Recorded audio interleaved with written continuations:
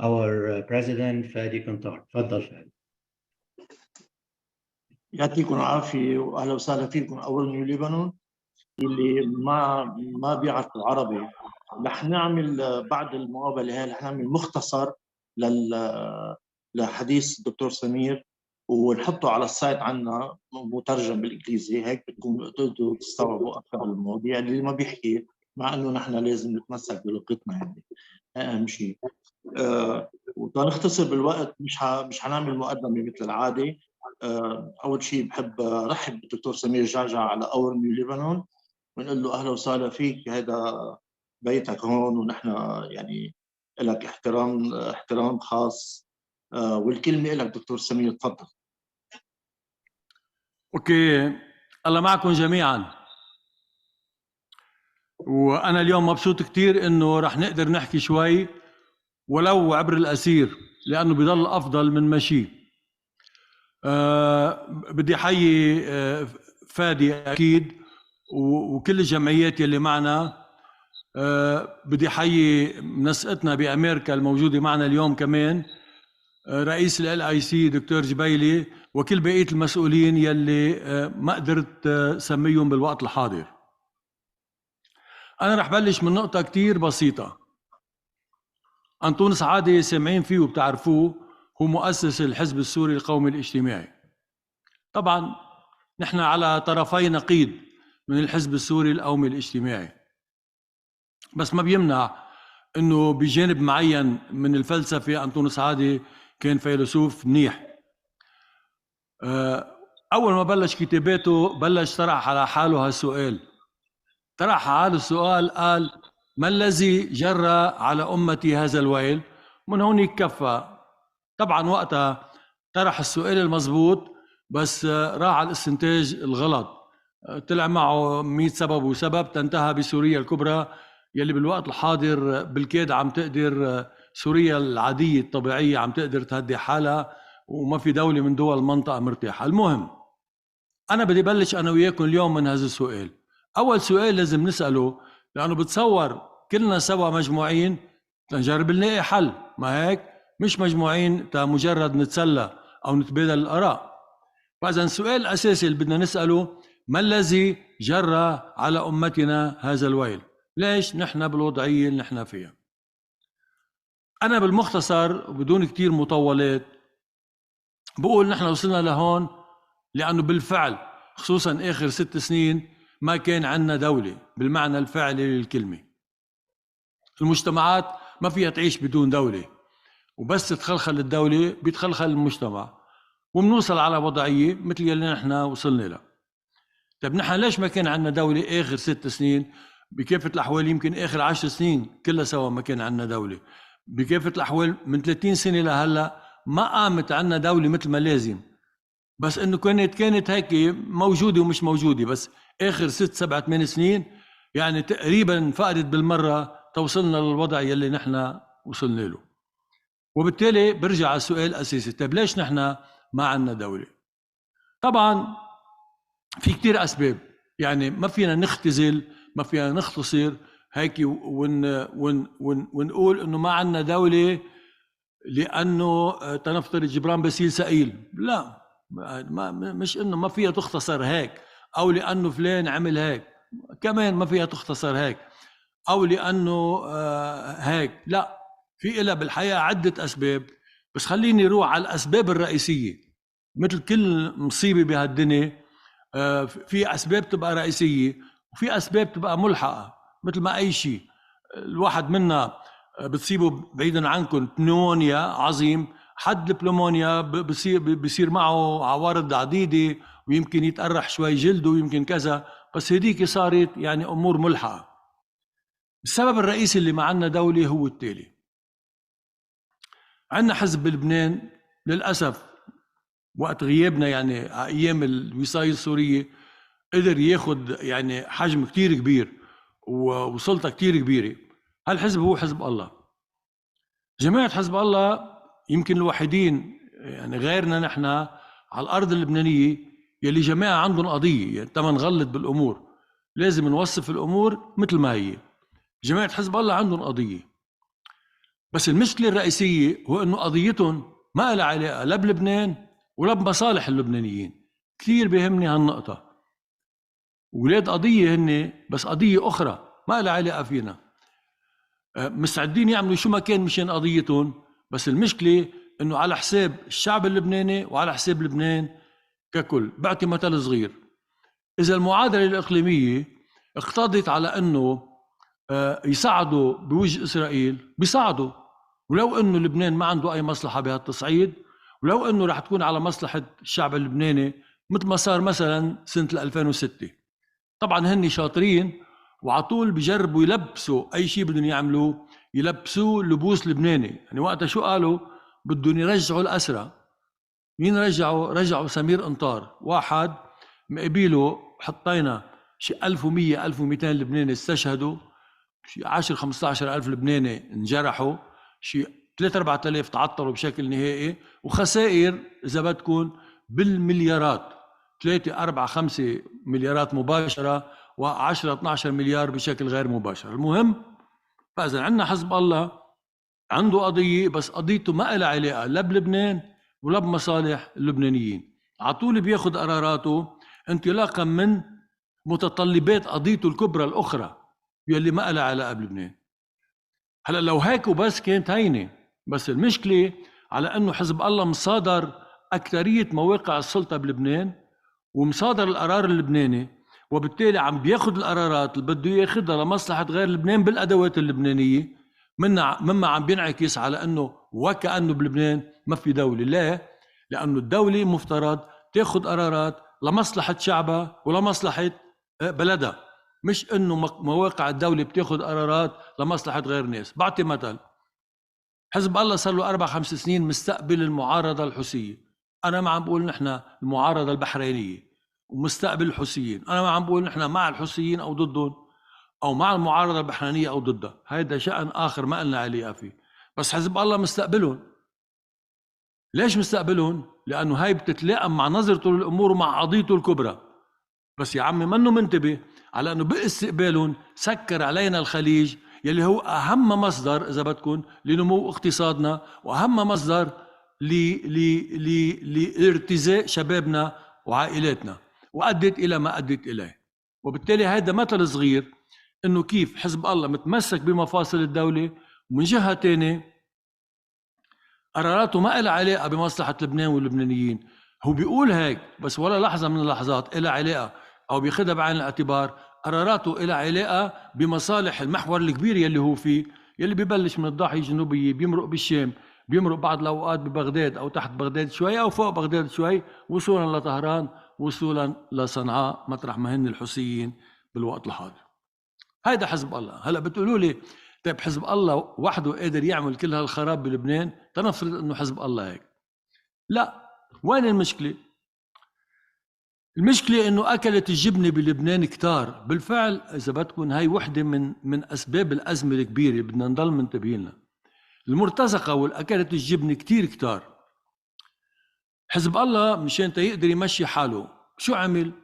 عمل تحالفات شمال ويمين. مين يلي بتحالف مع حزب الله وليش بتحالف معه؟ لانه حزب الله بيعطيهم حصص بالدولة وبيسكر عليهم، مش بيسكر عليهم، بيسكر على اعمالهم وبيغطي على اعمالهم، بس كيت على أنه يكونوا معه. هيدا حال أمل من جهة، والتيار الوطني الحر هو المثل الأبرز من جهة أخرى. يعني بياخد مثل علاقة حزب الله بالتيار الوطني الحر. دخلكم أنه شو اللي بيجمع التيار الوطني الحر كتاريخ أو كعقيدة أو كمبدأ، إذا فينا نحكي عن عقيدة، أو كطرح سياسي أو كطروحات سياسية من 30 سنة لهلا. شو اللي بيجمعوا مع طروحات حزب الله؟ ما هن على طرفي نقيض. اللي جمعهم من سنة 2006 لهلا هو انه حزب التيار الوطني الحر ساعي للسلطة. حزب الله ما فرقانة معه السلطة بلبنان إلا بعض المفاصل الرئيسية تيضل مسيطر على القرار الاستراتيجي، وبالتالي عطى التيار الوطني الحر اللي بده اياه، أخذ من التيار الوطني الحر اللي بده اياه، وانتهينا بحزب الله من جهة والتيار الوطني الحر من جهة تانية وأمن من جهة ثالثة والفرافيطات البقوة اللي معهم من جهة رابعة، ماسكين أهم مفاصل بالدولة. هو بيعطيهم مراكز، هني ما بدهم أكثر من هيك. وشفتوا كيف الدولة محشية موظفين ومدراء عامين وناس يعني شيء للتيار الوطني الحر وشيء لامل وشيء لغيره وشيء لاختياره. يمكن البعض يقولوا لي ما كمان تيار المستقبل عنده او الحزب الاشتراكي او كذا، هو على ظهر البيعه، بس ما في بيعه رئيسيه، مثل كل بيعه رئيسيه على ظهرها بصير في اشياء هيك وهيك وهيك وهيك. وبتعرفوا في كتار لبنانيين يعني مثل ما هي رايحه الامور بفضلوا ما يواجهوا، يعني بيسوقوا باتجاهها، بس عطول علينا نروح للمشكله الرئيسيه. وبالتالي ما الذي جرى على امتي هذا الويل؟ الذي جرى على امتنا هذا الويل هو عدم وجود دوله فعليه بلبنان، هو مص دم الدوله بلبنان لصالح قضيه اخرى. حزب الله هو المحرك الرئيسي، والتيار الوطني الحر وحلفاء حزب الله الاخرين هوديك المستفيدين على ظهر البيعه، واخر همهم يعني شو بصير بالشعب اللبناني. مما ادى خصوصا اخر 6 سنين ما حدا يفكر انه نحن مفكرين انه كل هالتدهور هذا اجى من هال6 سنين الاخيره، لا، يعني هذا تراكم، بس كان تراكم على البطيء. باخر 6 سنين صار في تسريع لهالتراكم، لانه التقوا كلهم سوا حول الجبنه وما كانوا عم بيعملوا شيء الا ما يتقاسموها. يعني بين الانكومبتنس من جهه، وما تقللوا من قيمه الانكومبتنس كمان باللي وصلنا له. في شيء اسمه انكومبتنس، الانكومبتنس نتيجته مثل نتيجه الكوربشن، يعني الكوربشن من جهه والانكومبتنس. كيف بالحرق اذا في اثنين سوا، في انكومبتنس وفي كوربشن وفي مصادره لقرار الدوله. مما سرع الامور اخر 6 سنين وصلنا للمطرح يلي وصلنا له. هيدا بالمختصر تشخيصي وتشخيصنا كقوات لبنانيه لاسباب الازمه يلي وصلنا لها. طبعا في سبب اخر هذا بتركه لاوقات اخرى، هذاك سبب ستركتورال. هالسبب له علاقه بالتركيبه مثل ما هي، بالسيستم مثل ما هو منه ظابط هالسيستم. شو اللي بقصده هون؟ بس برجع بقول لكم هذا بده بحث اخر، انه معقوله من بعد ما مرقنا بازمه بحجم الازمه يلي مرقناها، يعني من 4 سنين لهلا ما ضل ضرب من ضروب السوق الا ما مرقت علينا كشعب لبناني. الشعب اللبناني كله عمل ثوره وكله نزل على الطرقات، مزبوط ولا لا؟ اخر انتخابات صارت امبارح من 6-7 اشهر، وتاكدوا تمام انه بالمجمل، ما عم بحكي عن بعض النواحي مثل بضاحية الجنوبية او ببعلبك الهرمل صار في مخالفات هونيك، بس بالمجمل كانت انتخابات مزبوطة يعني ونزيهة. بالمجمل عم بحكي من عكار تتلحق بنت جبال. عظيم. طب انه تكون النتيجة مثل ما كانت، مثل ما طلعت من بعد كل شيء مرق علينا، معناتها في شيء غلط. معناتها مش معقول انه كل اللي مرق علينا وكل الصريخ اللي شفناه وكل المظاهرات وكل التجمعات وكل الثورات وكل كلهم يعني كلهم وكله كله كله كله ترجع تنتهي بنهايه المطاف بمجلس نيابي ما حدا بيعرف هويته شو هي، ولحديت هلا ما عم بيقدر ينتخب رئيس جمهوريه. هون بروح على جانب اخر، يعني في شيء بالاساس غلط بده تصحيح، وهذا بنبقى نحكي فيه بعدين ونبقى نفكر فيه بالعمق اكثر واكثر. وبالتالي هيدا اللي جر على امتنا هالويل، ومشان هيك نحن هلا مطرح ما نحن، لانه في دوله غيبه. دغري تقربتها بموقفنا من انتخابات رئاسه الجمهوريه، من وراء كل اللي صار تعلمنا، عن جد تعلمنا وكلنا تعلمنا. بالسابق بالمراحل السابقه طبعا من جهه كنا وحدنا ومن جهه ثانيه ما كنا بالحجم يلي نحن فيه هلا، انه كنا نقول لا حول ولا قوه الا بالله، ساعه نشارك بالحكومه ساعه ما نشارك. من بعد سنه 2016 قلنا خيي بتنجرب، شاركنا مرتين بالحكومه بتتذكروا، شاركنا بال 2016 وشاركنا بال 2018، شاركنا بوزراء يعني على ذوقكم، وزراء مش حي الله وزراء بعدهم لحديث هلا كل اللبنانيين قاطبه اذا كانوا مولاة ولا معارضه بيشهدوا بتصرف وبانتاجيه هالوزراء. عظيم عظيم عظيم عظيم. طيب هلا من بعد ما شاركنا كل هالمشاركه وصلنا هلا لاستنتاج على انه تكمل الامور مثل ما كانت عم بتصير باخر 10 سنين ابدا، ولا ممكن، ما بيطلع اي شيء منها. وبالتالي ما لازم تكمل الامور مثل ما كانت عم بتصير اخر 10 سنين. كيف يعني؟ يعني مسيرات من هون، يعني ما على شيء يرتبوها بالتي احسن. يعني في انتخابات رئاسة جمهورية صار عارف يعني فريق الاخر وين نقطة ضعفنا، انه نقطة ضعفنا انه بدنا البلد وعلى طول قلبنا على البلاد. مشان هيك يعني بدنا ما يكون في فراغ رئاسي، وبدنا ما يكون في فراغ بالحكومة، وبدنا ما يكون في فراغ بالمراكز.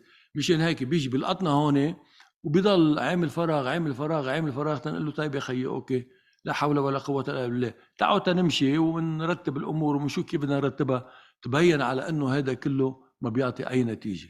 تبين على انه صراحة كل الممارسات السابقة من 10 سنين لهلا ما كانت محلها، ما ادت الى اي نتيجة. كل هالطروحات على انه مشان البلد ومشان مصلحة البلد وتما نوصل على شو، على فتنة. وخي شو بقى نوصل على فتنة افتن من الفتنة اللي نحن فيها هلا. شو انا برأيي هاي الفتنة هي اكبر فتنة ممكن نوصل لها، انه كل بيت الناس عايزة، وانه الناس عم بتروح تفتش على اكلها بالزبالة، وانه انتم عم تركضوا ليل نهار برا تشوفوا كيف اللي عنده قرايبين هون او عائلة يدعمهم بشي $100 بالشهر. شو بدك فتنة افتر من هيك؟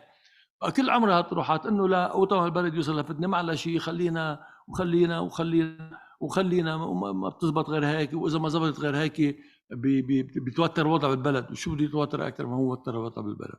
وبالتالي بالمختصر وصلنا لقناعه هلا انه المسايره والمساومه على الطريقه اللبنانيه وتفريك الايدين واشياء خال، وعلى طريقه المختار بالضيعه، يلي تحياتي لكل المخاطير. المخاطير لازم يعملوا هيك بالضيعه، لانه بالضيعه ما فيش مشاكل جوهريه ولا في استراتيجيات. بيبقاش اثنين مختلفين على مكسر المي او على ان الدجاج، ايه هاي بتتزبط هيك. بس انه عم نعالج مسكره بلد، مساله بلد بكامله نجي نعالجها بهالشكل، اكيد ما بتتزبط هيك. من هالمنطلق اخذنا قرار من بعد الانتخابات النيابيه دغري انه ما بقى بدنا نرجع هيك نقطع الامور بالتي هي احسن، لا. وخصوصا التقى بعض افرقاء بالمعارضه بيشاركونا راي من هالناحيه. فمن هالمنطلق ما سيرنا باي شيء صار من بعد الانتخابات لهلا. وصلنا على الانتخابات الرئاسيه. الانتخابات الرئاسيه عم بقول لكم من هلا ما راح نسير. شو يعني ما راح نسير؟ اولا شو مقتضى الامر وشو ما تطلبت منا نعمل تما نخلي مرشح للمحور الاخر يجي رح نعمله بدون حياه وبدون ما بتعرفوا حد مصلحه البلاد ما فيش حياه، وانه ايه بالشوكه والسكينه، وانه لا هيدي بتقول هيك والقانون هيك، لا ببطل في شيء.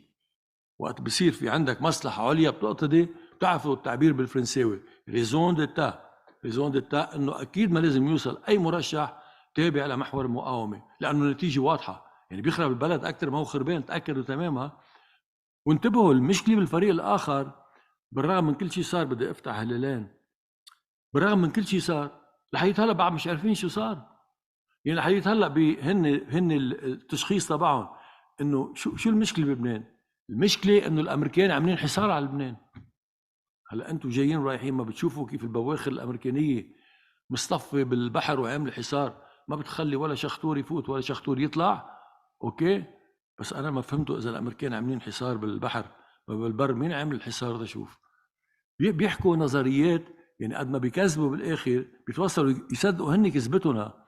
فاذا وصلنا على الازمه لانه الامريكان عاملين حصار، لانه الامريكان عم بيضايقوا علينا، والامريكان حاطين عقوبات على لبنان. اي عقوبات حاطين على لبنان؟ حطوا عقوبات على كم بنك كانوا يتعاملوا مع حزب الله، وانتهى الامر عند هالحد. هيدي هي. وحطوا كم عقوبات على كم حدا يا بيهربوا مخدرات يا كانوا يبيضوا اموال لصالح حزب الله. بس يحوي كل رجال الاعمال اللبنانيين شغلهم بألف خير. المهم، فمن هالمنطلق نحن عم نخوض انتخابات الرئاسيه الحاليه. اول شيء ولا ممكن نقبل باي رئيس بينتمي لمحور المقاومه. من هالمنطلق مش قبلانين بسليمان الفرنجيه، مش لانه اسمه سليمان الفرنجيه، لا، نحن وياه على المستوى هلا الشخصي وعلى مستوى الشمال علاقه كثير منيحه، ومطرح ما في شغله ايجابيه ممكن تصير عم بتصير. اوكي، بس لانه سليمان الفرنجيه منتمي لمحور المقاومه ولا ممكن نقبل بحدا محور المقاومه. هلا في فئه ثانيه من الناس، انتبهوا، ظاهريا مش بخطورة مرشحين مقاومة، عمليا بنفس خطورتهم. يعني إذا ما توفق حزب الله يقدر يجيب سليمان فرنجية، وبقول لكم من هلا ما راح يقدر يجيب سليمان فرنجية، هي على الأكيد. شو بدكم فيها؟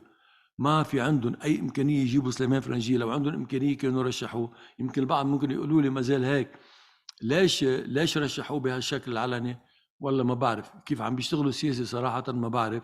بس صار عندي قناعة على انه بقدر ما هن بالحرب شاطرين، بقدر ما هن بالسياسه عكس شاطرين، ولو ما قلت الكلمه بتعرفوا شو يعني عكس شاطرين. فاذا سليمان الفرنجي ما راح يقدروا يوصلوه. طيب شو راح يقدروا يعملوا اذا ما راح يقدروا يوصلوا سليمان الفرنجي؟ راح يروحوا على الخيار الثاني اللي عندهم اياه. شو هو الخيار الثاني؟ راح اقول لكم اياه.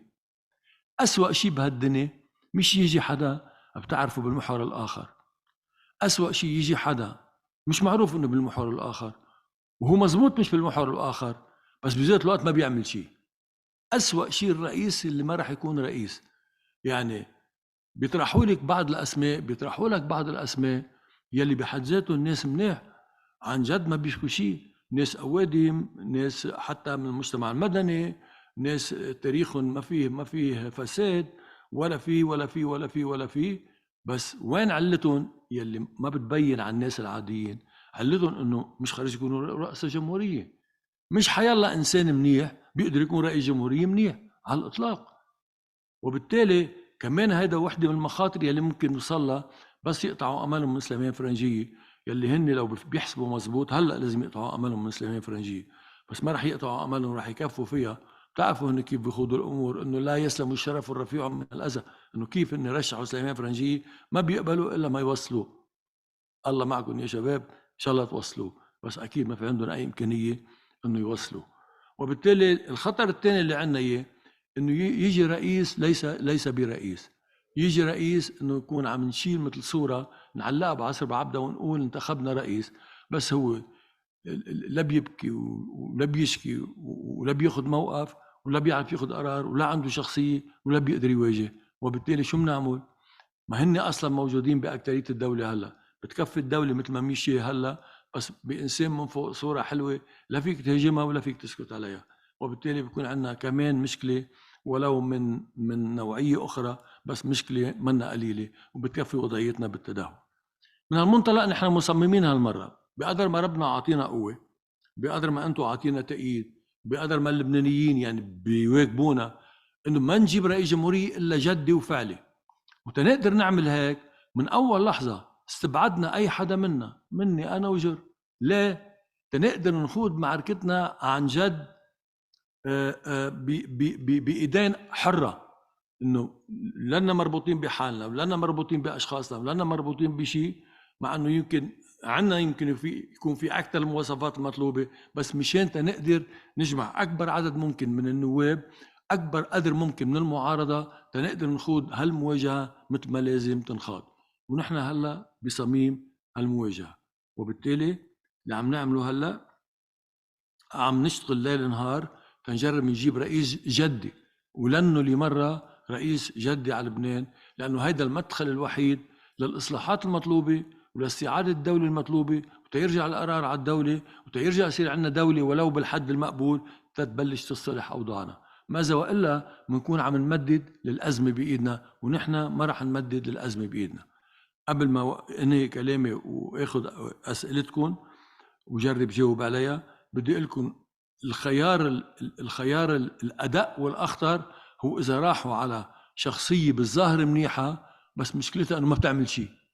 يعني بتعرفوا مر علينا، بدي اعطي امثله من زمانات، ما راح اعطي مطلعه هلا، ما بحب احكي يعني مش منيح بحق حدا، بس بالزمانات اجانا رئيس جمهوريه اسمه شارل الحلو الله يرحمه. شارل الحلو كان من انظف الناس، من اكثر الناس ثقافه، وجه حلو ما في احسن من هيك، كان بطل بالفرنكوفوني ما هيك، وكان قمه بالعلم وبالثقافه. شو يعني بلش تدهور، وصلنا على حرب ال 75 انطلاقا من يلي صار على ايام شارل الحلو، لانه كان معتر، يعني ما انه ماسك شيء ولا بيقدر يواجه شيء ولا شيء يعني. وبالتالي بدنا كثير ننتبه على هاي. يمكن البعض منكم ينغشوا فيها، بيجي البعض بيقولوا لي حكيم ليش ما نمشي بفلان، هيدا انسان منيح ومتعلم ورايق وكذا. خيب بقول له هيدا انسان منيح متعلم ورايق، لو عندي بنت بجوزه اياه، بس هذا ما بيقدر يعمل رئيس جمهوريه. يعني على طول فكروا انه نحن مش عم نفتش على انسان منيح، في كثير ناس منيح بهالدنيا، في كثار ناس منيح بلبنان، بس مش عم نفتش على الناس المنيح هلا، عم نفتش مين قادر يكون رئيس جمهوريه بهالظرف، مين قادر يقول له لبري لا هي ما بيمشي فيها. بدك حدا كمان عتعيد، بعدكم متذكرين شو يعني عتعيد؟ حدا يقول لا. مثلا جوزيف عون ليش رافضينه قايد الجيش؟ جوزيف عون فريق مع حدا لمعلوماتكم؟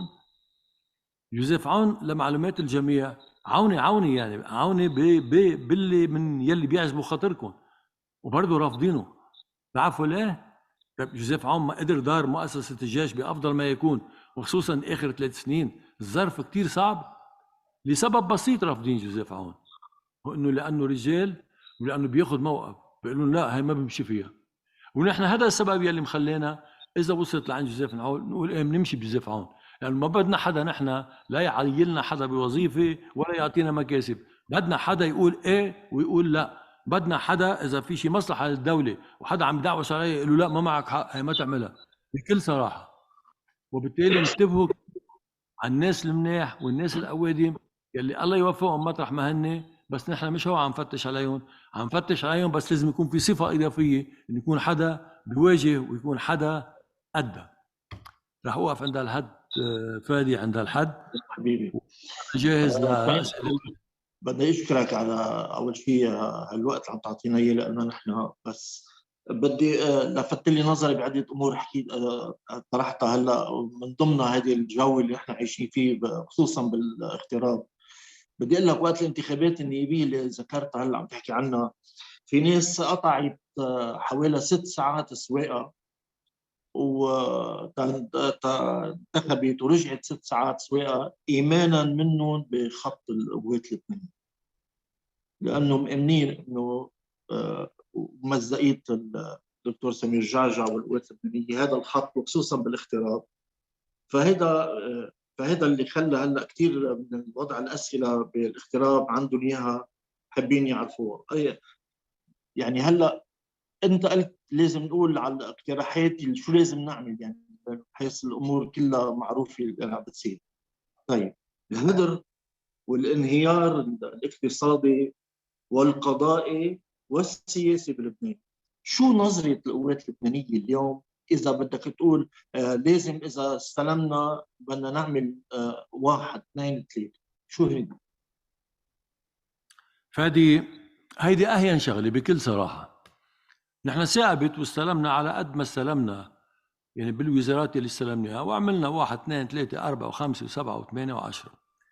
بكل صراحة فادي وانتبه، يعني هاي نقطة منيح اللي سألت السؤال.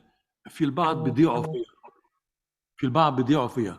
المشكلة بلبنان مش تقنية، مش انه في عندك حكم رشيد بس مش عارف، في عندك ناس منيح بالسلطة بس مش عارفين كيف يعالجوا الاقتصاد، او مش عارفين كيف يعالجوا الليرة، او مش عارفين كيف لازم ينعمل بالقضاء. لا، هو كلهم سوا معروفين. مثلا في كتار بيغلطوا بفكروا انه بلبنان ناقصنا قوانين، مش مزبوط. اذا بتجي يا فادي بتشوف قديش عندنا قوانين مقرة بلبنان ما بيصدق عقلك. المشكلة الرئيسية بجماعة السلطة، لا بيطبقوا قوانين ولا بيعرفوا القوانين ولا بدهم يطبقوا قوانين وبيتصرفوا خارج المألوف. ما تفكر المشكلة بالخطط الاقتصادية. إذا بدنا نحكي هلا عن وضعية الاقتصادية، اوعى تفكر انه في نقص بالخطط الاقتصادية. في قد ما بدك خطط اقتصادية. إذا بتروح أنت على الدولة بالذات ما في جرار بوزارة من الوزارات إلا في هالقد خطط وهالقد في مشاريع وهالقد في دراسات. المشكلة بالتأم الحاكم، المشكلة مين اللي بده ياخذهم هودي وينفذهم. أنا بعطيك مثل صغير يا فادي. بلبنان في إدارة اسمها إدارة المناقصات، يلي هلأ صار اسمها إدارة الشراء العام، يلي رئيسها جون العلية. أوكي، إدارة المناقصات في كل القوانين المطلوبة، ومن ضمن القوانين على أنه الوزارات بس بدها تعمل مناقصات مفترض توديها على إدارة المناقصات، ما اسمها إدارة المناقصات، مشان أنت تطلع على دفاتر الشروط وترجع إدارة المناقصات هي تعمل المناقصة. مش موجود هالقوانين، مش موجودة إدارة المناقصات. كل الوقت بوزارة الطاقة ولا يوم من الأيام قبلوا يبعثوا أي مناقصة على إدارة المناقصات. بالوقت يلي جان العلية يلي هو المدير العام لإدارة المناقصات عوني هن عينوه هونيك. طبعا مثل ما صار معهم مع جوزيف عون، يعني حتى بعض الناس اللي عينوها بس اجوا يتصرفوا مزبوط اختلفوا هن وياهم. صار مع جان العلية نفس الشيء. وبالتالي إذا استلمت القوات اللبنانية بصير مثل ما وقت الشيخ بشير ربح الانتخابات قبل ما يستلم، قبل ما يعمل شيء، قبل ما يروح لمطرح، قبل ما ياخذ اي قرار. الموظفين صاروا كلهم الساعه 8 يكونوا بشغلهم، بطل حدا يسترجي ياخذ 5 ليرات برطيل على اي معامله بده يعملها، وانتظمت الاداره العامه. فادي الدنيا سلطه والدنيا وهره والدوله مناخ وصيت. اذا انت شايف هالدوله مثل ما هي باشخاصها مثل ما هن، وانت موظف بدك تعمل مثلهم اقله، بس بيكفي على انه يجي ناس نضاف وناس مستقيمين وناس بيعرفون. انتبه، بدها ناس بياخذوا قرار. مشان هيك على طول نحن بنركز على انه بدها ناس ياخذوا قرار. عشان شفت اذا العالم بيعرفوا انه القوات استلمت بمطرح بتكي، بتعتبر بتكي. اكثريه الفساد اللي عم تشوفه، اكثريه الاهمال اللي عم تشوفه ببطل موجود. من هونيك ورايح بنكفي بالامور مثل ما لازم. لبنان مش ناقصه اختصاصيين باي مجال من المجالات، ناقصه حكام يعرفوا يستفيدوا من الاختصاصيين ويطبقوا هالاختصاصات. طيب دكتور سمير، رأت على رئاسة الجمهورية وخط التجربة قبل مرة، هالتجربة كلفتنا كثير، وخاصة انه ما طلعوا قد الامانة وقلبوا على الجميع. طيب اليوم خليني اقول انه اذا اعتبرنا انه الثنائي امل وحزب الله بقيوا معندين على رئيس جمهورية، خلص عندوا عليه، هون شو بده يكون في موقف القوات اللبنانية؟ التصلب. شو بده تكون موقفها؟ حتروح لتفكير ثاني، حنروح مثل امريكا او سويسرا للفيدراليه. نحن امريكا فيدراليه، يعني مش الفيدراليه معناتها التقسيم. هو في ناس كثير بتفهمها غلط الكلمه، بس على القليله بكل منطقه بتقدر تكون عندها سيستم تشتغل فيه وتمشي على العجله بالاثنين. بس عندنا هيدي العناد اللي عم بيصير، ومثل ما انت ذكرت باول حديثك بالنسبه لحزب الله سيء البلد برزنامه له هو، ما هالرزنامه اللبنانيه ما بتفيد اللبنانيه. فاذا للقوات اللبنانيه خليني اقول انا بكره وصلنا وباقي هالعناد شغال برئاسه الجمهوريه، هن بدهم هيك، ونحن شايفين انه سياده لبنان ما بتركب مع فلان او فلان وات ايفر مين ما كان الاسماء. شو بدها تعمل القوات اللبنانيه؟ حتتصلب وتوقف بالواجهه؟ حيصير في عناد اشكال؟ حنروح نوزع الخبريه نطلب دول تتدخل؟ حنروح للفيدراليه؟ شو اللي ممكن نعمله؟ وجهه نظر القوات شو هي؟ بكل صراحه فادي، بالدرجه الاولى بدنا نضل نجرب نوصل رئيس مثل ما بفكركم فيه. يعني شو يعني مثل ما بفكركم فيه؟ يعني رئيس، انتم شفتوا المرشحين هلا ميشيل معوض، اقله بده يكون رئيس جمهوريه. هيك رئيس جمهوريه عنده طرح واضح، عنده مشروع واضح، بعدين عنده قرار. يعني بيجي بري بيهاجمه ويهاجم بري، بيقول له لا شو عم تعمل انت، ما معك حق تعمل هيك. بيجي هديك بيهاجمه وبيخليه يهاجمه الى اخره الى اخره. وبالتالي هلا كل جهتنا تنوصل هيك رئيس جمهوريه. هلا افترض هن ضلوا معندين ما هيك انه ما بدهم هيك رئيس جمهوريه. لا يا فادي، ما بقى يمشي الحال هيك. بنقول لهم معمدين اوكي، انتم عندكم، نحن هيك ما رح نمشي الحال. وصراحه بصير بدها اعاده نظر كامله شامله وبالعمق. ما تطلب مني اعملها هلا، ما رح اعملها هلا، بس اكيد نحن عنا يعني عم ندرس الاوضاع، وهي بدها تفاهم مع اكثريه اللبنانيين الاخرين يلي عم نجرب نحكي نحن وياهم بهالموضوع. بس على الاكيد هيك ما بقى رح نكفي. هي اكيده. هلا شو اكيد ما رح اقول لك شو بقي، بس بدها ساعتها اعاده نظر كامله وشامله. طيب كيف ممكن اذا اعطيتنا اقتراح، واليوم انا نكون امينين بالحديث مضبوط، وهذا الشيء ملموس يعني موجود عندنا نحن هون بالاغتراب او في اكثر المناطق الاغترابيه. طيب امني بهالخط القوه منيح، كيف ممكن نوحد الصفوف بين الاغتراب وعلى الارض بلبنان بشكل انه خاصه بعد كل اللي السوشيال ميديا اللي عم تشتغل مكانات عم بتشوش على عقل العالم، وكيف بدنا نضبط هالخبريه؟ شو عندكم حل انه نقدر نوحد الصفوف بين الاغتراب وبين بيروت؟ كيف؟ كتير هينه فادي. نحن صراحه ما في مطرح ببلاد الاغتراب الا عندنا منسقيه. مثلا بياخذ عندك انت بامريكا عندنا منسقيه، يعني يلي هي بتدير شؤون الاغتراب تبعنا بامريكا. منسقتنا بامريكا زينه يمين موجوده معنا اليوم. باستراليا عندنا منسقيه، منسقنا باستراليا هلا هو رفيقنا طوني عبيد، وفي عده مراكز باستراليا مثل ما في عده مراكز بامريكا. فاذا التنسيق بده يصير بكل قاره بقارتها وبكل بلد ببلده. ما في مطرح الا ما عندنا نحن منسقيه، عندنا مركز، عندنا مسؤول هونيك.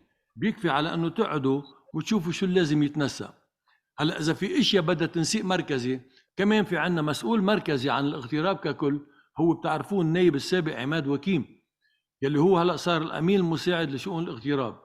اذا تنفترض جمعيه مثل جمعيتكم عندها وجود باكثر من امريكا، عندها بامريكا وعندها بكندا وعندها باستراليا وعندها باوروبا، ساعتها بتنسق انت مع رفيقنا عماد وكيم يلي هو الامين المساعد لشؤون الاغتراب. زينه يمين بتقول لك كيف تعطيك العناوين تبعه وكيف توصل له اذا عندك باكثر من بلد. اوكي، وبالتالي بتنسق انت وياه لانه هو المسؤول عن الاغتراب بكل بلدان بالعالم. اوكي عظيم. طيب أنا بدي أتطرق معك لمجموعة قصة الخارجية بلبنان بالاغتراب، وخاصة يمكن شفناها هيدي ولمسناها لما صارت الانتخابات، شو عملوا بالأشخاص اللي هن غير خط السياسي تبع الممانعة.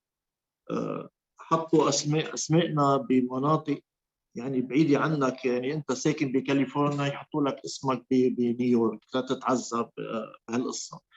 كل اللي تشكلوا بالخارجية أيام جبران باسيل اللي اشتغل عليها، حط جماعة تقريبا فيك تقول 80% تابعين له. هيدي عذبت كثير بالاغتراب، وما عدنا عارفين كيف بدنا نشتغل عليها نرجع يعني محلها.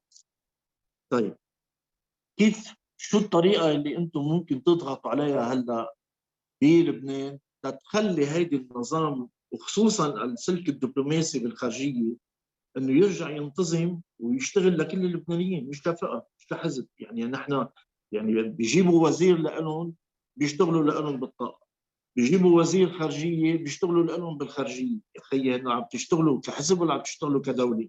إذا عم تشتغلوا كحزب شو ما بدنا نعترف فيكم، وإذا عم تشتغلوا كدولة تفضلوا نظموها. يعني أنا وغيري تحت سقف واحد، ما في صيف وشتاء، فهني عاملين صيف وشتاء. شو عندك حل الخارجية؟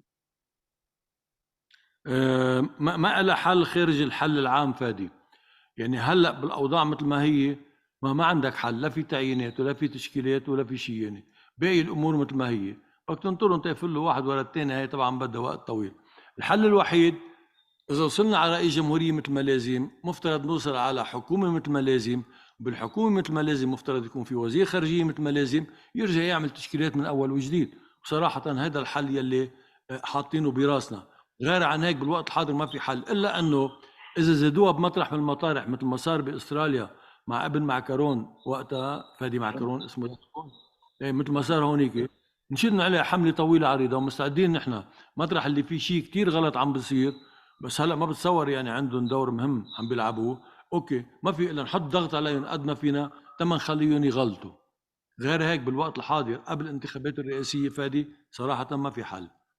طيب هلا في سؤال هيدا هاجس اللبنانيين كلهم هلا، وخاصة بالاغتراب وغير الاغتراب، اللي هو بيقول شو وجهة نظر القوات اللبنانية بالنسبة للاتفاقية اللي تمت بين السعودية وإيران، وهل انه هالاتفاقيه هيدي حتعمل شيء نافع للبنان او حتكون ضد سياسه لبنان؟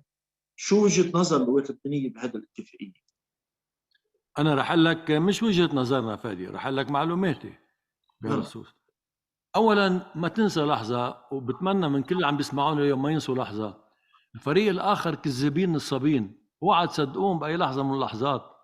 قادرين يحكوا شو ما كان، قادرين يسوقوا شو ما كان، قادرين بدك اياه. والحلو بالقصه، مش الحلو، هو اسوأ شيء بالقصه، انه قد ما بيكذبوا الكذبه بالاخر بيصدقوا هن كذبتهم، بصيروا يوزعوها اكثر واكثر. رح اقول لك حقيقه الاتفاق الايراني السعودي. اول شيء كتحليل، من ناحيه التحليل، ايران بالوقت الحاضر مزروكه، كان متنفسها الوحيد اوروبا، اجت ازمه اوكرانيا، ارتكبت ايران خطا كثير استراتيجي، برايي كثير استراتيجي، يمكن يكلفها كثير. اوكي، راحت صفت مع روسيا، صفت مع روسيا، استعدت كل اوروبا، وبالتالي سكرت عليها اوروبا، لبل صارت اوروبا عدائيه على ايران لاول مره من باخر 20 سنه. عظيم. وبالتالي تسكر على ايران من كل الجهات. من جهه ثانيه بتعرف الامريكان ولو كان مش كثير عجبتهم ايران قبل، بس على طول كانوا يجربوا يهدنوها. هلا من بعد قصه اوكرانيا انه نسيوا الايرانيه، انه هلا بالنسبه للامريكان صاروا يشوفوا مين معنا مين ضدنا، ما بقى في بالنص، يعني ما بقى في هيك وربع ونص وثلاث ارباع. وبالتالي بتصنيفهم الجديد للعالم شافوا على انه ايران اخذت موقف ضدهم، هيك بيحسبوها هن. هي ايران معتبره انه ايه، ما هي حليفه اصلا مع روسيا، مشان هيك اعطتهم مسيرات وغيره واختياره، وبالحقيقه اكثر من هيك. يعني هن عم بيغشوا الامريكان، ما الامريكان قاعدين معهم بيعرفوا قياس الفلانيل تبعهم شو هو. هي الحقيقه استفادت ايران من الحرب باوكرانيا، روسيا مزروكه على الاخر، اخذت من روسيا كثير مكاسب، وخصوصا بما يتعلق بالسلاح النووي، بالصواريخ البالستيه وبالطيران يلي الغرب كان مسكر عليها فيهم. اوكي، مقابل انه تعطيه اللي عندها اياها، اللي عندها اياه من ناحيه المسيرات او من ناحيه بعض الذخائر او اشياء ثانيه. بهالحاله هيدي الامريكان هلا مستنفرين على ايران، فاذا ايران صارت بوضع معزول من جهه، وبحاله يعني ما تشد ايدك من جهه اخرى. لاول مره باخر 10 سنين الجيش الامريكاني والجيش الاسرائيلي بيعملوا مناورات مشتركه. هي ثالث وحده اللي صارت، شو اهدافها؟ ضرب اهداف بايران. فاذا ما بقت القصه مزحه. هلا بهالجو كله سوا، شو فكرت ايران؟ بدها تفتح شيء متنفس في مكان ما، وبالتالي وخصوصا انه جماعه عمان من جهه وجماعه العراق من جهه ثانيه والصينيين من جهه ثالثه، صار لهم زمان بيحكوا مع الايرانيه انه خيي انتم ليش ما بتفتحوا على السعوديه؟ وخصوصا شايفين في نظام جديد بالسعوديه منه متحجر ومنه هيك يعني مع الامريكان عنزي ولو طاير. فبلشوا بالمفاوضات الى ان السعوديه شو شافت هلا؟ السعوديه منا مزروكه ولا معزوله، وما فرقانه معها انه ما عندها علاقات مع ايران، بس السعوديه في بعض المكاسب ممكن تحققهم، وخصوصا باليمن. السعوديه في مطرح واحد هيك يعني زعجها، هو اليمن، بالاضافه للعراق، سوريا، لبنان. وبالتالي مصلحه ايران انه تفتح على حدا بالوقت الحاضر وحدا يفتح عليها، مصلحه السعوديه انه تجرب تخلص من مشكله اليمن. التقوا على هالمبدا. اوكي، من هالمنطلق كل شيء طلع عن الاتفاق، ما تصدق اي شيء بتسمعه فادي ولا اي شيء، على مسؤوليتي. كل شيء طلع عنه. المبدا العام، شو هو المبدا العام؟ على انه ايران والسعوديه بيحترموا سياده الدول. السعوديه مش محترمه سياده الدول، ايران مش محترمه سياده الدول، بيحترموا سياده الدول وبيتأيدوا بالمواثيق الدوليه وبالقانون الدولي. عظيم. من هالمنطلق شو اول خطوه كانت؟ اول خطوه انه ايران تاخذ قرار توقف تموين الحوثيين. وبالتالي يا هالقرار رح يتطبق، هلا بدك تشوف قديش رح يتطبق من هالاتفاق، من هالمعاهده السعوديه ايرانيه. انا برايي ما رح تروح بعيد. ليش ما رح تروح بعيد؟ لانه ايران مستحيل تتخلى عن الميليشيات يلي بنيتهم بالمنطقه من 30 سنه لهلا. هلا فيها تجمد شوي الامور، بس ما بتروح ابعد من هيك. النظام الجديد بالسعوديه منه نظام فيك تمزح معه وتلعب معه. اوكي، مشان هيك مثل ما شفت مش على اثر المعاهده دغري راحوا ثاني يوم فتحوا السفارات. هلا بننطر شهرين، بتكون فتره تجربه. بهالشهرين بنشوف if ايران delivers منكفي، اذا ايران لا did not deliver ما منكفي. وهلا نحن بهالنقطه بالذات شو المطلوب منها باول مرحله؟ مطلوب منها باول مرحله توقف اي دعم للحوثيين وتعمل وقف اطلاق نار كامل ودايم باليمن. تننطر.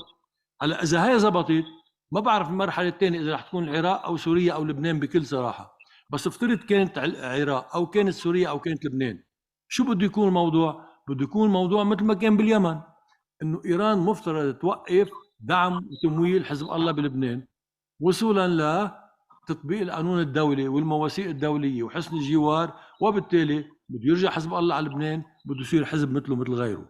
فاذا هالاتفاق مشي، عندنا كل شيء نربحه واذا هالاتفاق ما مشي ما عندنا اي شيء نخسره، باقيين بالوضعيه مثل ما هي هلا. شو بده يصير؟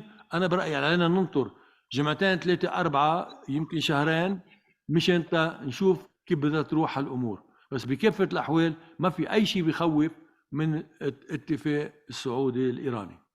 طيب انا بدي استاذنك في معنا نحن 3 اشخاص من البورد، في معنا كذا حدا بس في 3 اشخاص بالبورد حابين يسالوك كل شخص سؤال. اللي حنبلش ب فارس وهبي، بورد ممبر والرئيس السابق لاور نيو ليبانون، عنده سؤال. تفضل فارس. أهلا وسهلا فيك حكيم بأور نيو لبنان. من نحن هلا بتلاقي في مجموعات من كل بلدان العالم تقريبا موجودة معنا بالاجتماع اليوم، وصوتوا أكثريتهم للسياديين والتغييريين.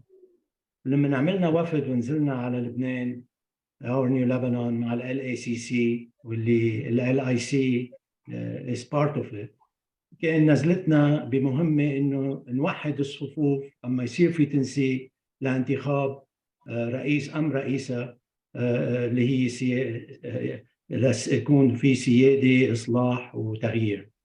واجتمعنا مع حضرتك وحضرتك قلت انه عم تتواصلوا مع قوات التغيير. هل يا ترى هالتواصل وين صار وكيف فينا نحن نساعد لحتى يصير في تنسيق لانتخاب رئيس اما رئيسه اللي عندها المواصفات اللي حكينا فيها؟ اوكي فارس، سؤالك كثير بمحله. لحقني شوي فارس. اولا ولا لحظه وقفنا عن محاوله التنسيق مع المعارضه، لانه برايي خلاصنا الوحيد الممكن هو بتوحيد المعارضه. غير عن توحيد المعارضه نحن ما عندنا اي امل هيك بالتفاهم مع الفريق الاخر. الفريق الاخر فريق منزوع، يعني ما فيك توصل معه لمحل. اوكي، فاذا نعتبر كل املنا بتوحيد المعارضه. كل الوقت عم نشتغل على توحيد المعارضه، بس فيني اقول لك عم بتكون شغل كثير صعب والتقدم كثير بطيء.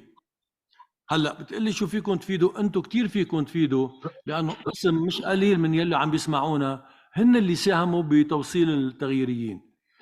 النواب المستقلين عم بيكون تنسيقنا معهم منيح، يعني ان كان اسمه ميشيل معوض ولا اسمه ميشيل ظاهر ولا اسمه فلان ولا فليتين ولا غسان سكيف ولا الحقيقه ليه؟ لانه هو عقلهم سياسي. يعني بتقعد تحكي انت وياهم يمكن تكون مختلف عن نقطه بس ترجع توصل لمطرح دغري انت وياهم.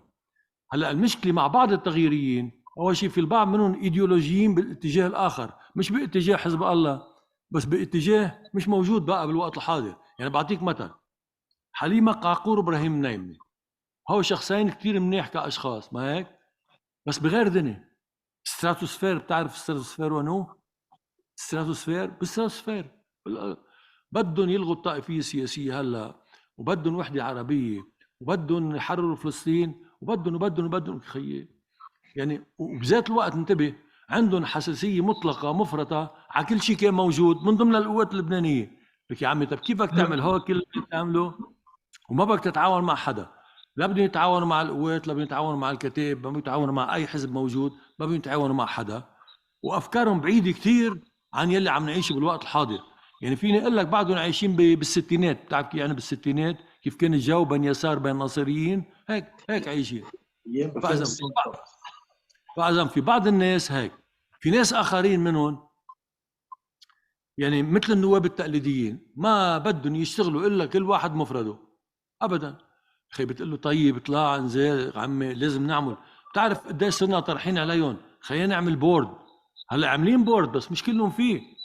خلينا نعمل بورد كل اطراف المعارضه ينوجدوا فيه ونضل ننسق بشكل مستمر ب100,000 يا ويليه. مؤخرا قدرنا عملنا بورد بضم شي 45 نايب من المعارضه، بقوا بيرفضوا بالمبدا، بيرفضوا انه يقعدوا معنا لانه نحن من الطبقه الحاكمه. يا عمي كيف نحن من الطبقه الحاكمه؟ يا خيي طيب قل لي شي شغله عاطله عملناها. ايه انتم من احزاب السلطه، انتم حزب طائفي، نحن يا فارس حزب طائفي. اللي خي ليش حزب طائفي؟ لانه اكثريتنا مسيحيه. وخي اذا اكثريتنا مسيحيه شو بنعمل؟ بنكحشهم؟ بنقول لهم لا ما بنقبلهم؟ يعني عقل منزوع. عرفت كيف؟ في شيء انا ما عم بقدر افهمه بالضبط. اخر شيء عملنا بورد، مين فيه؟ القوات والكتائب، ميشيل معوض، في نعمة فريم، غسان سكيب، اوكي، وبعض الناس التانيين. بس ما بخفيك على انه يعني عنا حياتنا صعبه مع التغييريين للاسباب يلي قلت لك اياها. هلا انتم قادرين تلعبوا دور؟ ايه قادرين تلعبوا دور، خصوصا يلي منكم صوتوا لحدا من هالتغييريين. بدكم تبعتون الرسائل وتحكوا معهم مباشره، تقولوا خي ما صوتنا لكم تروحوا تعملوا مظاهرات بالمجلس النيابي. المظاهره بالشارع بتفيد، بالمجلس النيابي بتضر. بالمجلس النيابي صوتنا لكم تعملوا قوه سياسيه عندها مومنتوم قادره تغير شيء بالاوضاع، وبالتالي تفضلوا اعملوا التحالفات المطلوبه وفوتوا مع بقيه المعارضه تتقدروا توصلوا لمطرح. يا ريت يا فارس تعملوا هيك، بركي بتساعدونا شوي بالجهود يلي نحن عم نعملها. consider it done. معنا كمان الفايس بريزيدنت ممبر بورد لأور نيو ليبانون، استاذ انيس جرابات. انيس تفضل. الله معك دكتور سمير. اهلا انيس. عندي سؤال بسيط كثير، هل من خشية على لبنان في حال تم التطبيع مع النظام السوري؟ وشكرا. انيس كل شيء فيك تخاف منه الا هاي ما تخاف منها ولا اي نتفه. راح اقول لك ليه. لانه هلا في صوره نظام سوري بدمشق، بس ما في نظام سوري بالحقيقه. السلطه الفعليه انيس بدمشق لايران، ابعد شوي من دمشق لروسيا، ابعد شوي من هونيك لتركيا، ابعد شوي من هو كلهم سوا لامريكا واسرائيل. وبالتالي صراحه ما في سوريا هلا. ما تخاف. هلا بتسمع انت وبيطلعوا من هون، لانه في بعض اللبنانيين عقلهم صغير او ما عندهم شيء تاني يعملوا هون، بيرجعوا بيطلعوا الحديث هلا عند بشار الاسد. خي طالع عنده يعمل شو؟ ما هذا معتر ما انه معتر ابدا، بس انه تعتير ما عنده شيء بيمون عليه. بتعرف شغله يا انيس، بالرغم من كل وضعيتنا بلبنان، الوضعيه الاجتماعيه الاقتصاديه الماليه بسوريا 10 مرات اقل من بلبنان. وبالتالي هاي الشغله الوحيده يلي ما في اي خوف منها، ما في اي امكانيه لاي تاثير من جديد للنظام السوري بلبنان، الا طبعا بالخطابات. انتبه، بالخطابات فيهم يعملوا خطابات قد ما بدهم، بس غير بالخطابات على ارض الواقع لا. طيب معنا كمان بورد ممبر استاذ ايدي عبد الكريم، كمان عنده سؤال لك. تفضل ايدي. ايدي تفضل. ايدي عم تسمعنا؟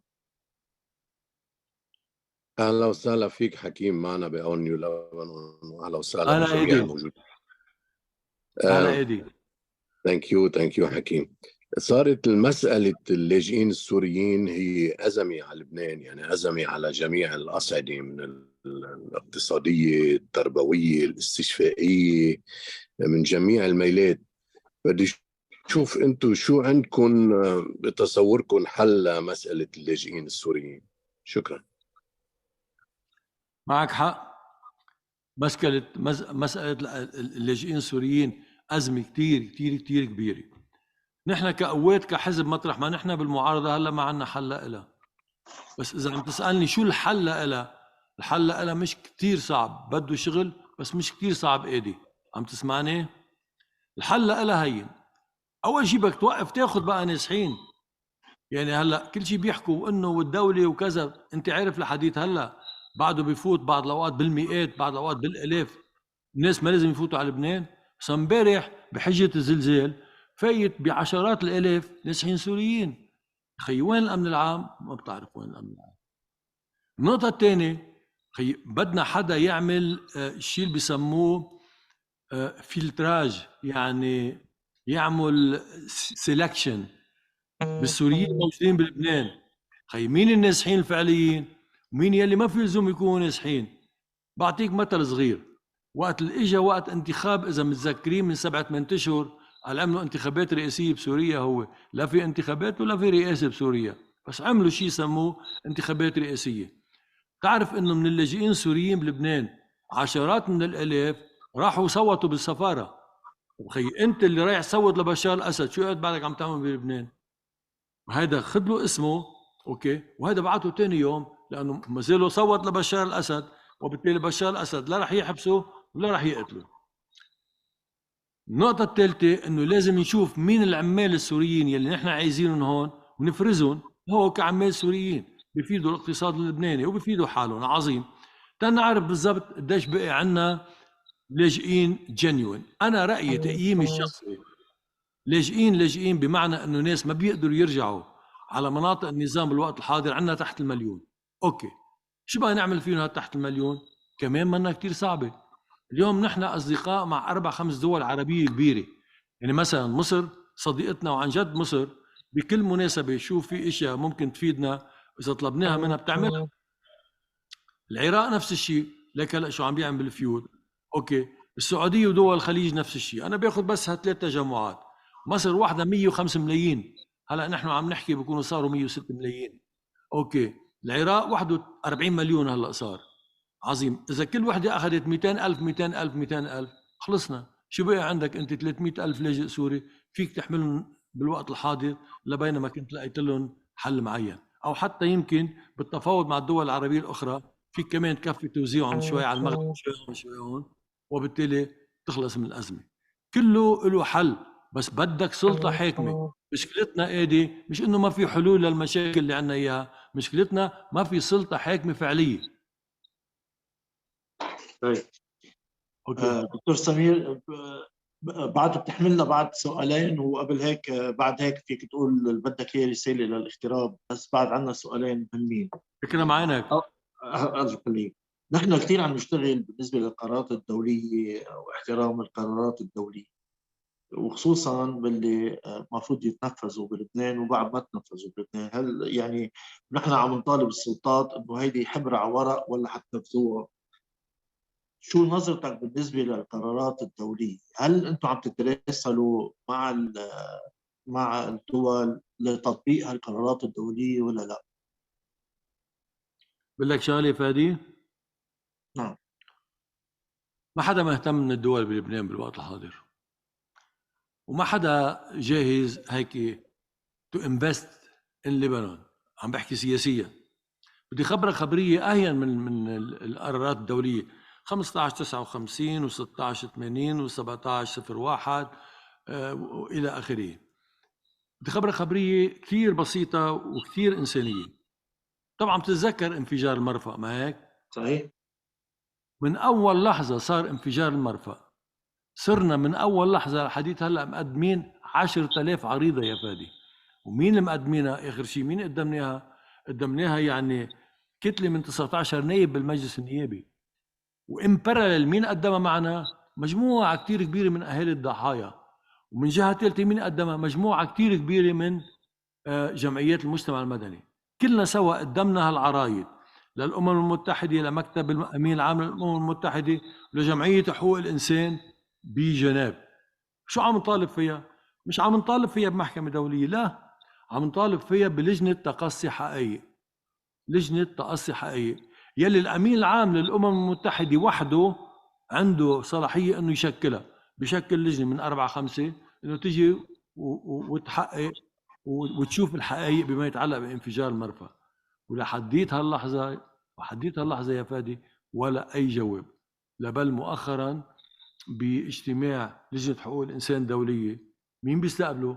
بيستقبلوا ممثل إيران، بالرغم من كل شيء عم بيصير بإيران على حقوق الإنسان. خلاص يعني في إهمال بالمجموعة الدولية. هن بدون ما يكون عندهم مشاكل كبيرة في إهمال كبير. كيف بالحري هلأ بهالمشاكل الكبيرة؟ صراحة فادي ما حدا مستعد هيك يلوت إصبعه صغير مشان لبنان.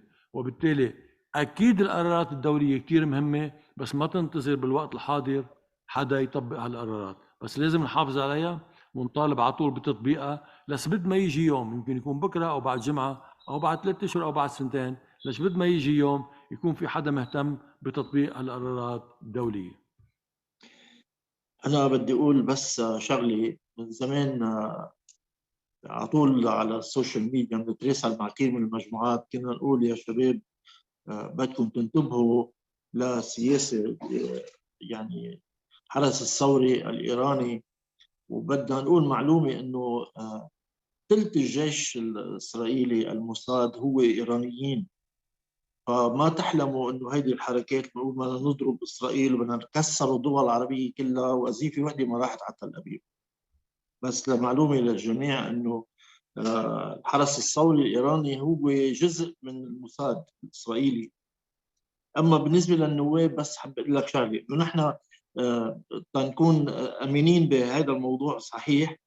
اخطانا نحن وقت رحنا على الانتخابات النيابيه، لانه اعتبرنا بعض الاشخاص اللي كانوا كثير فعالين على السوشيال ميديا وبيطلعوا التلفزيونات يحكوا باسم الحراك، انما انغشينا فيهم لانه لقينا انه في عده اتفاقيات مع بعض الاشخاص اللي هن بيشتغلوا مخابرات وهن عندهم علاقه معهم، وهيدي اللي عم بتعرقل امور كثير بالخط السيادي بلبنان، وخاصه الخط السيادي اللي انتم متبعينه. فنحن عارفينهم، بس نحن بنوعد انه نحن مرت الجاي رح نقول الدرس مزبوط، ولانه صرنا قاعدين مثل ما بندخل عم نغربل الكل. انا بدي اقول شكرا لك على كثير اعطيتنا هالوقت هيدا. شو بدك تقول رساله لكل الاغتراب واللي عم بيتصنع عليك هلا؟ هالرساله كيف بدك توجهها، وشو حابب تقول لنقدر نحن كيف نتعاون بالمستقبل؟ بكل بساطة فادي، وبكل هيك بشكل كتير مباشر وعفوي ومن القلب. نحن بصراحة بحالة مواجهة سياسية كاملة. في الفريق الآخر بده يجرب يجيب رئيس تتكفي الأمور مثل ما هي.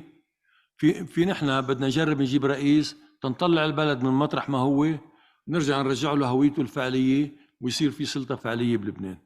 وبالتالي نحن وبتعرف هن ما رح يتركوا المكتسبات يلي صار لهم سنين وسنين عم بيجمعوها، ما رح يقبلوا انه يخسروها بفرض ضرب. اذا جبنا رئيس مثل ما لازم بيخسروها بفرض ضرب. وبالتالي نحن بهالحاله هلا نحن هون مكفيين ومكفيين بهالطريق للاخر. انا بدي اطلب من كل اغتراب شغله وحده بس. نحن عم نكفي ظروف كتير صعبه بلبنان. بدي منكم كل واحد بس يساعد قرايبينه اللي هون. الحياة صعبة هلأ هون، والشغلة يلي ممكن تساعد هون ما رح تأثر على الإنسان اللي برا. أنا ما بدي حدا يساعدنا نحن، بدي كل واحد يساعد قرايبينه أو ضيعته أو بلدية ضيعته أو الجمعيات يلي بضيعته، من بعد ما يتأكد أن جمعيات مزبوطة، لأنه في كتير جمعيات ما أنا مزبوطة. يلي منكم عم بيعطي $100 لعائلة قرايبينه هون، $100 بتعمل لهم شغل هون، هو ما رح تخسروا شيء هونيك بكل صراحة. شو بتعمل بال$100 أنت مطرح ما أنت، إن كنت بإسرائيل ولا بأمريكا ولا بكندا ولا حتى بأوروبا؟ ما بتأثر عليك شيء. هون بتأثر.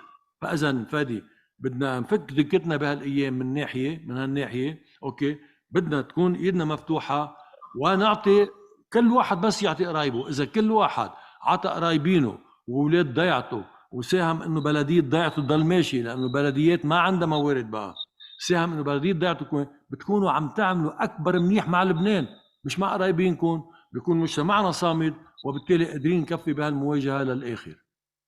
على الأمل بترككم اليوم، بتمنى لكم النجاح بأعمالكم وبعيالكم، وبتمنى أنه نضلوا حافظين على أنه في ناس هون بانتظار أنه تساعدون تيقدروا يكفوا المعركة عنهم وعنكم وعنا كلنا سوا، وعن تاريخنا وعن مستقبلنا، وتضلوا إن شاء الله بألف خير. اكيد نحن ما عم نقصر وما قصرنا من اول نهار. شكرا لك، ممنونك على الاستضافه الحلوه هذه. 100,000 أهلا وسهلا. 100,000 أهلا وسهلا.